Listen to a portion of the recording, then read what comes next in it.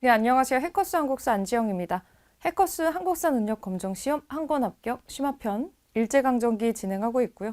지난 시간에 1910년대 관련해서 봤었는데 요 이론의 내용이 문제로 어떻게 출제가 되는지 기출로 확인을 해보겠습니다. 네, 1번 문제 먼저 볼게요. 밑줄그은 시기에 해당된 시행된 일제의 정책으로 옳은 것은 자주 나오는 패턴이죠. 어떤 시기인지를 사료를 보고 특정을 할 수 있게 하는데 일제강점기 약 35년 정도 되는 시간을 1910년대, 20년대 그리고 30, 40년대 묶어가지고 요거를 시기적으로 좀 구별을 하죠. 시기별로 이 특징이 좀 다르기 때문인데 이런 거를 보고 이 시대를 찾는 그런 문제가 많이 출제가 됩니다. 자료를 보니까 토지조사 사업이 실행됐었던 시기이다. 그래서 임시토지조사국이 작성했는데 어느 땅에 이 토지 소유자와 경계를 조사해서 확정했다고 기록이 되어 있는 문서가 지금 나와 있습니다. 토지조사 사업이 시작이 됐다면 일제강점기의 가장 초창기 부분이라고 할 수가 있겠죠. 1910년대에 시행된 정책이고요. 이 토지조사 사업이 시행됐었던 요 시기에 같이 실시된 정책이 뭔지 그거를 찾아주시면 되는 것 같아요. 자, 1번 애국반을 조직하였다.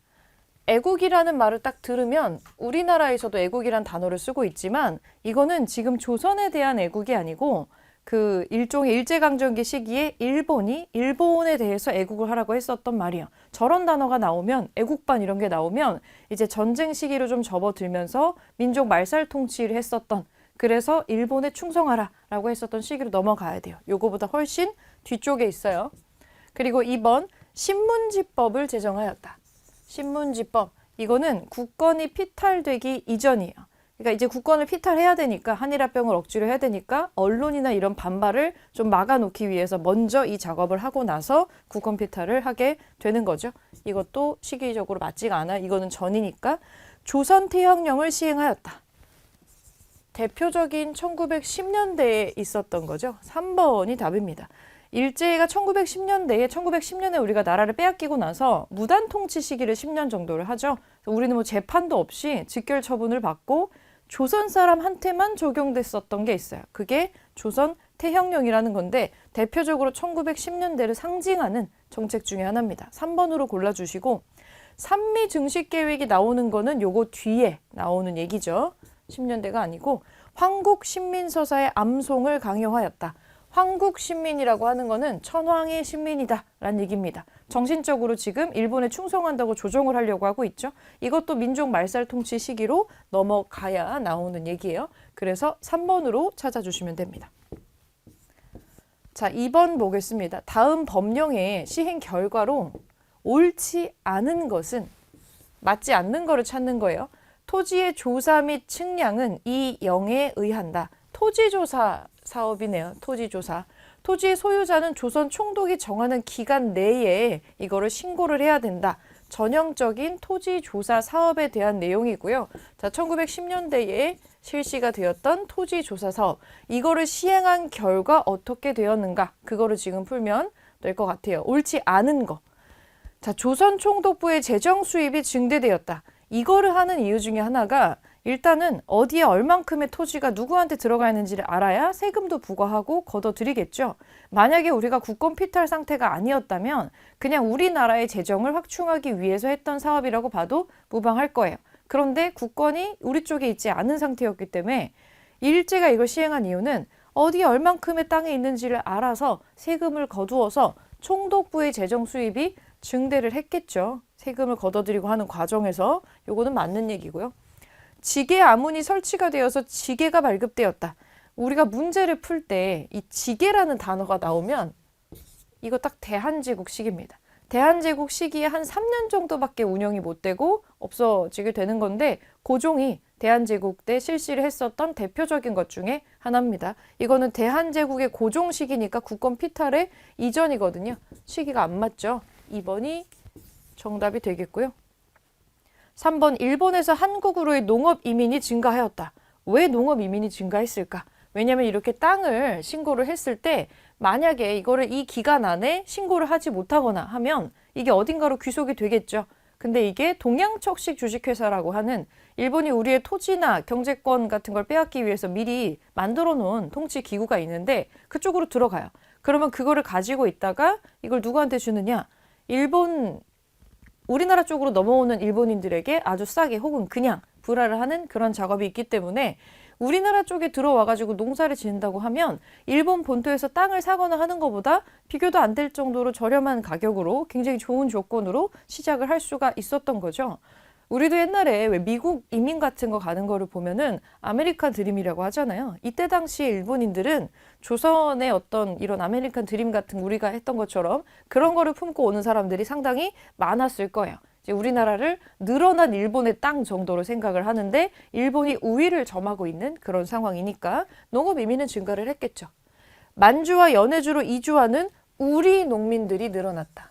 자, 일본인이 조선에 들어오는 거는 늘어나는데 정작 우리나라 사람들은 바깥으로 빠져요. 만주나 연해주로. 왜 그랬겠어요?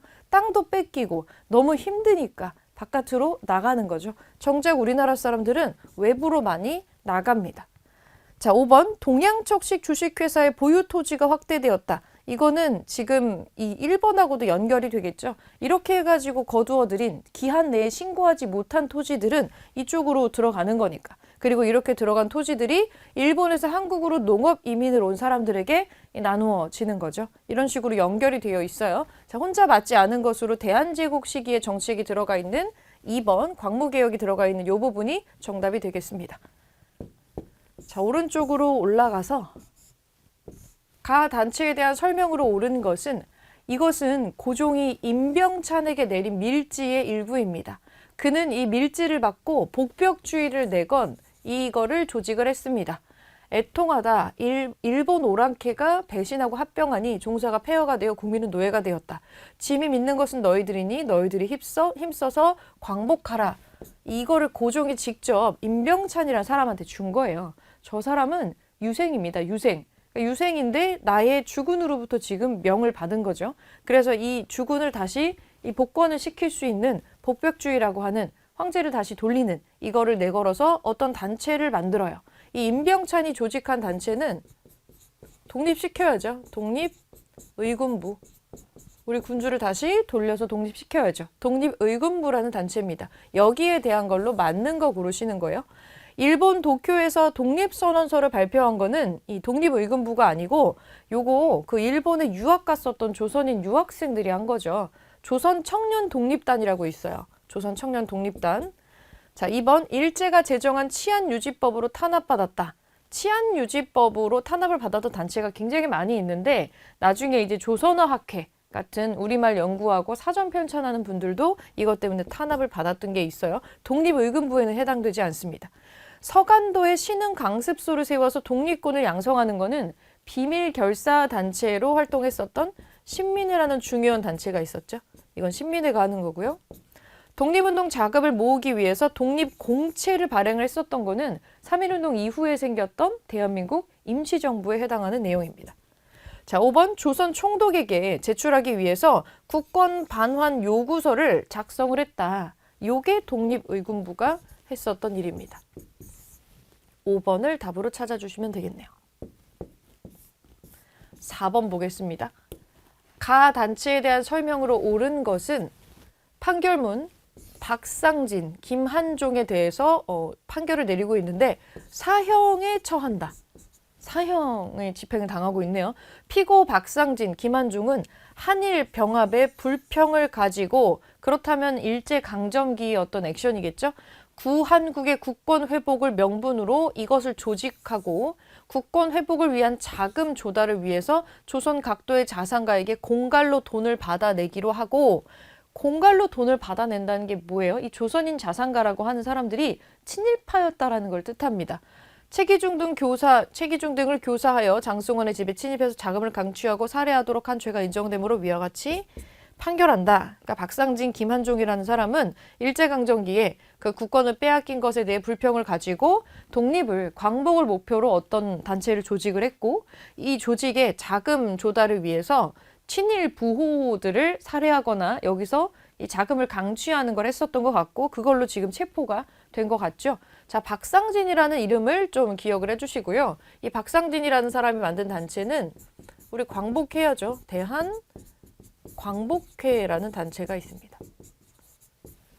이게 문제가 나왔을 때 굉장히 어려웠었던 게 자주 나오는 단체는 아니었어요. 근데 최근에 좀 자주 나와요. 우리가 일제강점기에 대한 인물들도 독립운동가들이 계속 발굴이 되고 있기 때문에 새로운 인물이나 이런 것들이 이 출제에 되는 시즌이 있는데 요게 나왔던 시기가 좀 있었어요. 요거 좀 같이 기억을 해주시면 좋을 것 같은데 박상진의 대한광복회에 대한 설명으로 맞는 거 골라보겠습니다. 중일전쟁 발발 직후에 결성되었다. 해당 사항이 없습니다. 이거는 한일 병합의 불평을 가지고 라는 게 사실은 1910년대, 20년대, 30년대 전부 할 수 있는 말이긴 한데 이런 단체가 가장 활발하게 조직이 됐었던 게 상식적으로 생각하면 언제겠어요? 아까 독립의금부도 마찬가지고 국권 피탈 당하고 나면 그 말도 안 되는 얘기가 신문이나 이런 데 발표가 됐을 때 여기에 반발하는 움직임이 있었겠죠. 그러니까 국권을 피탈 당하고 난 거의 직후에 1910년대에 이런 단체들이 많이 조성이 됐었어요. 아까 독립의금부도 마찬가지고 이것도 1915년에 결성이 되기 때문에 1910년대에 결성되는 단체입니다. 그런데 중일전쟁은 1937년이기 때문에 시기가 맞지가 않죠. 이전에 결성이 됐어요. 군대식 조직을 갖춘 비밀 결사였다. 이 답이 굉장히 어려웠었던 게 대한광복회에 대해서 이렇게까지 자세하게 보지는 않았을 거기 때문에 2번이 일단 답이거든요. 군대식 조직을 갖춘 일종의 무장을 한 단체가 돼요. 왜냐하면 독립부호들한테 공갈로 돈 받아내려면 뭐 군사력도 있어야겠고 궁극적으로 이거를 가지고 군대 같은 걸 만들어서 광복을 쟁취하려고 했었던 그런 목적을 갖고 있는 단체였다. 무력을 좀 위주로 중심으로 하는 단체였다고 생각을 해주시고요. 답은 우선 2번인데 오답을 처리해 볼게요. 파리 강화회의의 대표를 파견하였다. 파리 강화회의에 김규식이라는 분이 파견이 됐었죠. 이거 신한청년당이 하는 겁니다. 신한청년당. 일제가 꾸며낸 백오인 사건으로 와해되었다.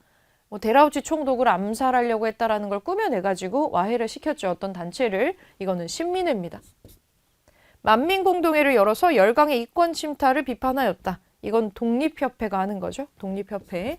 그래서 대한광복회 활동으로 요 내용의 판결문의 이름과 활동을 좀 봐주시고 1910년대 그리고 군대식 조직을 갖고 있는 단체였다. 이거 기억해 주시면 좋을 것 같습니다. 4번에 2번으로 답을 찾아주시고 다음 장 넘어가서 5번 볼게요. 밑줄은 이 지역에서 있었던 민족운동으로 옳은 것은 원병상 회고록으로 본 국외 민족운동, 우리나라 바깥쪽이죠. 한국 독립운동사의 일면을 살펴볼 수 있는 책이 발간되었다. 자, 신흥무관학교의 졸업생이자 교관으로 독립군 양성에 헌신한 원병상의 회고록이다. 책에는 이 지역에 세워진 신흥무관학교가 세워진 동네를 기억하셔야 되는데 이거 신민회가 주축이 돼가지고 신민회 쪽 자금을 써가지고 만들어지죠. 요게 세워진 데는 서간도입니다. 서간도 삼원보 지역에 요거를 만들었었죠. 국외 독립운동으로. 자, 그러면 서간도 지역에서 있었던 민족운동으로 맞는 거 골라주셔야 됩니다. 한인자치기구로 경학사가 설립이 되었다. 자, 삼원보 지역, 서간도 지역에 삼원보라고 하는 독립운동 기지가 생기고 거기에 한인자치기구가 들어서는 거예요. 그게 경학사예요. 그러니까 서간도, 삼원보, 경학사는 세 개를 같이 묶어서 암기를 해주시는 게 좀 편하실 것 같아요. 1번이 답인데 권업회가 조직이 되어서 기관지를 발행하는 거 이거는 연해주예요. 이건 연해주입니다.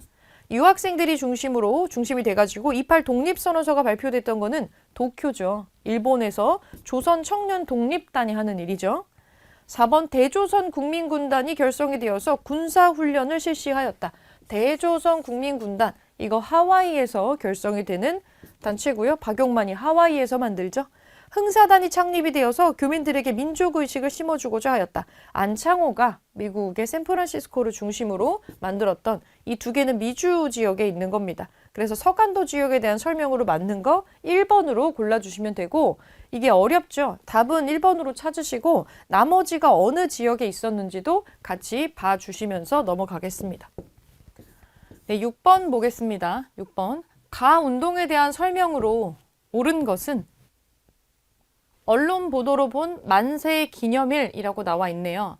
만세라는 데에서 힌트 1번 나오고 있고 3월 1일에 배화여학교 학생이 학교 동선에 올라가서 우리 독립선언 기념을 경축하기 위해서 만세를 불렀다. 그리고 배제학교 학생들도 3월 1일에 일제히 단체 결석을 하고 그 다음날 갑자기 마당에서 만세를 불렀다.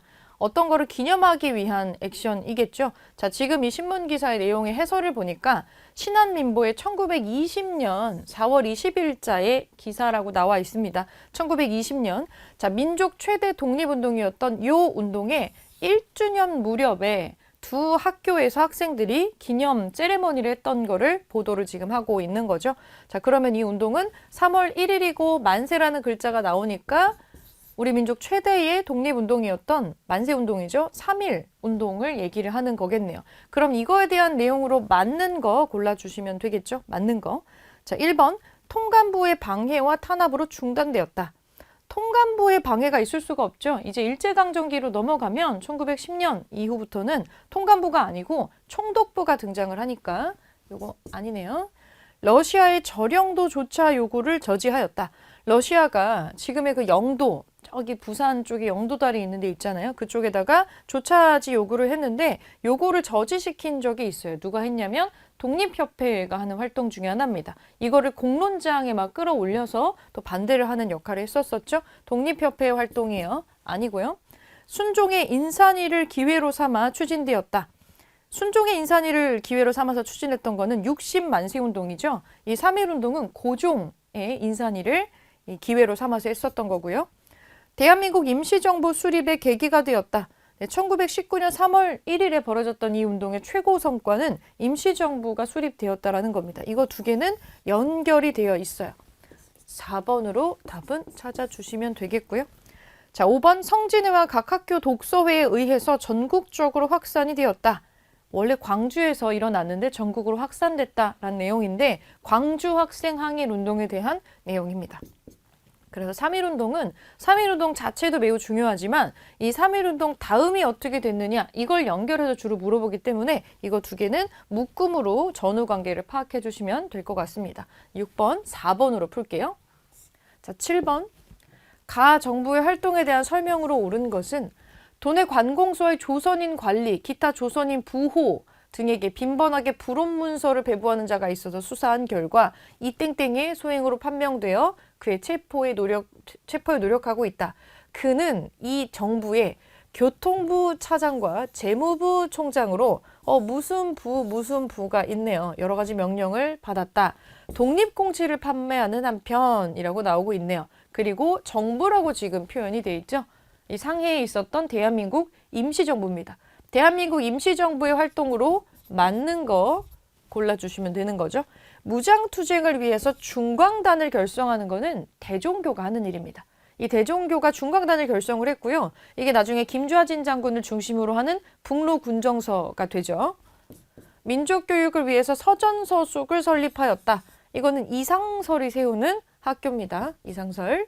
독립군 양성을 위해서 신흥강습소를 세웠다. 이거 신민회가 서간도에다가 세우는 학교죠. 신흥무관학교가 나중에 되는.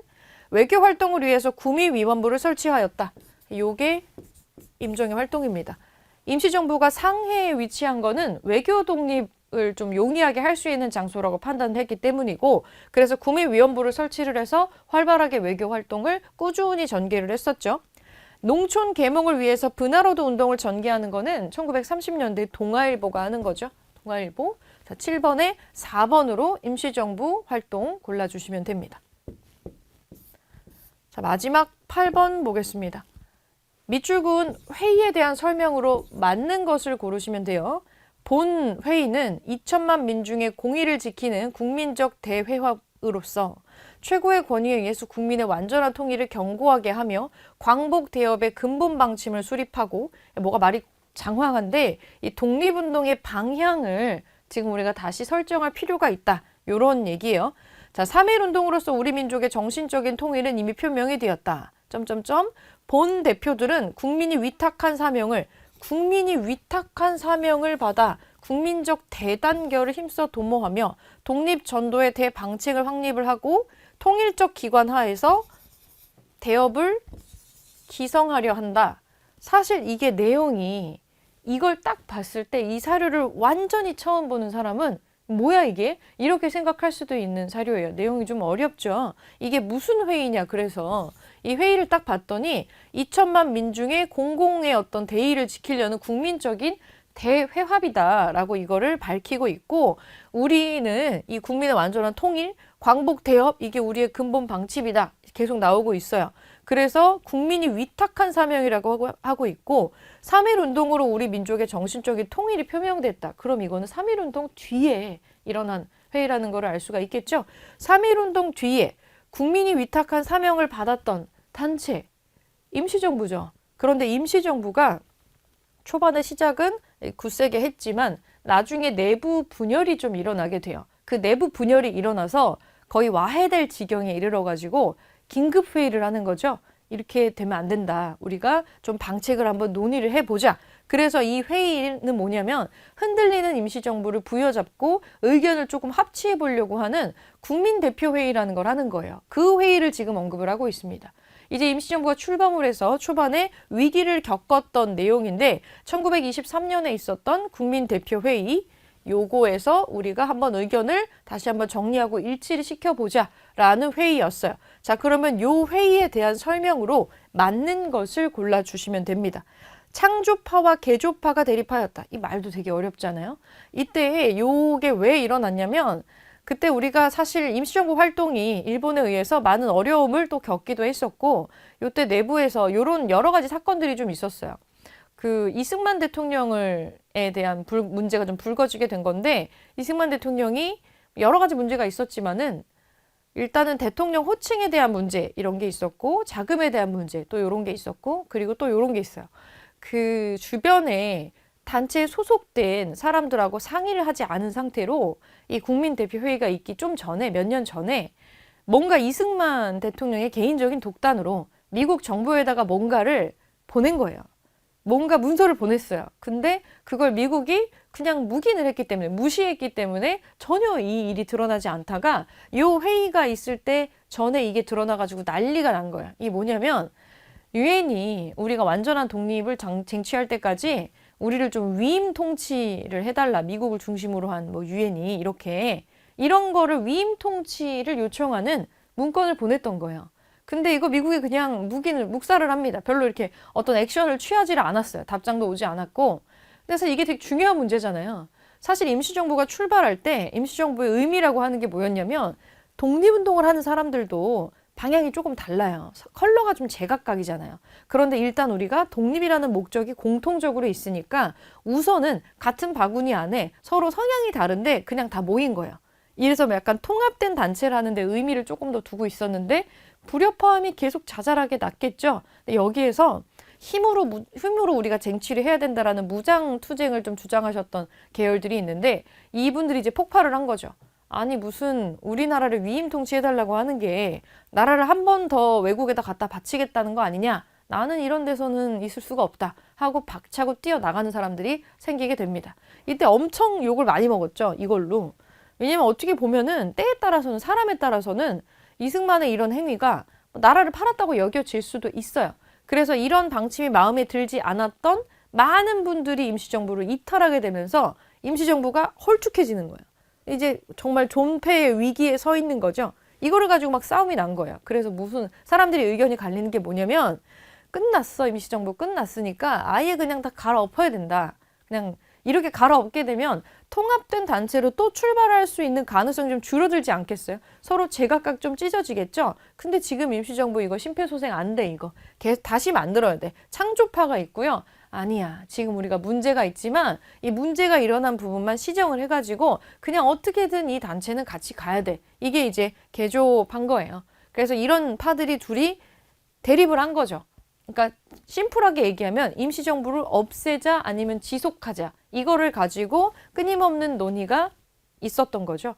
요 회의가 여러 번에 걸쳐서 일어났는데 잘 안 됐어요. 잘 안 되고 계속해서 결렬이 됩니다.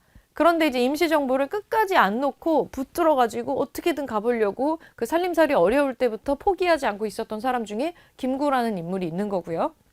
나중에 주석에 올라가게 되죠. 시스템도 이 뒤에 계속 바뀌어요. 되게 혼란스러운 시기를 맞이했었다라는 거죠. 그러니까 이 국민대표회의라는 거에 이 맞는 설명으로는 임시정부를 유지할 거냐 말 거냐에 대해서 논쟁을 했었던 요 대립이 있었던 걸로 1번을 골라주시면 되겠고 나머지 오답 좀 볼게요. 대일선전 성명서를 공표하였다. 이거는 초창기에 1920년대에 일어나는 일이에요. 처음에 임시정부 결성되고 나서 몇 년 안 있다가 바로 위기에 봉착했을 때고 대일선전 성명서가 공표가 되는 거는 이제 광복군에서 이걸 발표를 하는 건데 이건 1940년대로 넘어가야 있는 거고요. 삼균주의를 기초로 하는 건국강령이 발표된 것도 대일선전 성명서하고 비슷합니다. 요 같은 40년대로 넘어가야 이제 일본의 폐색이 짙어졌을 때 우리도 새로운 나라를 준비하면서 이런 것들을 좀 하게 되죠. 파리 강화회의에 김규식을 파견할 것을 결정하는 거는 이거는 신한청년당입니다. 요게 생겨나기 이전에 신한청년당이라는 데에서 한 거죠. 국민대표회에 관련된 내용이 아니고요. 지청천을 사령관으로 하는 한국 광복군이 조직이 됐던 거 1940년에 조직이 되죠. 요거보다 뒤에 있고 회의에 대한 내용은 아닙니다. 시기가 너무 차이가 나요. 그래서 이 국민대표회의라고 하는 임시정부의 위기와 관련된 이 회의와 관한 내용으로 맞는 것은 1번으로 골라주시면 되겠죠. 이 사료가 굉장히 낯설었을 수 있어서 그래서 3점으로 나오는 얘기였고요. 가끔 국민대표회의를 언급할 때 요거를 언급을 해줄 때가 있으니까 요 문제에서 이 사료를 눈에 좀 익숙하게 해 놓으시고 여기에 관련된 내용도 정리해 주시면 좋을 것 같습니다. 1910년대와 관련된 내용을 풀었는데 10년대 내용만 나오지 않고 뒤에 내용도 지금 많이 나오고 있거든요. 자, 이제 1910년대를 종료를 하고 다음 시간에 1920년대 어떤 방향으로 이제 일제 통치 방식이 바뀌었고 우리가 어떻게 응대를 하는지 살펴보도록 하겠습니다.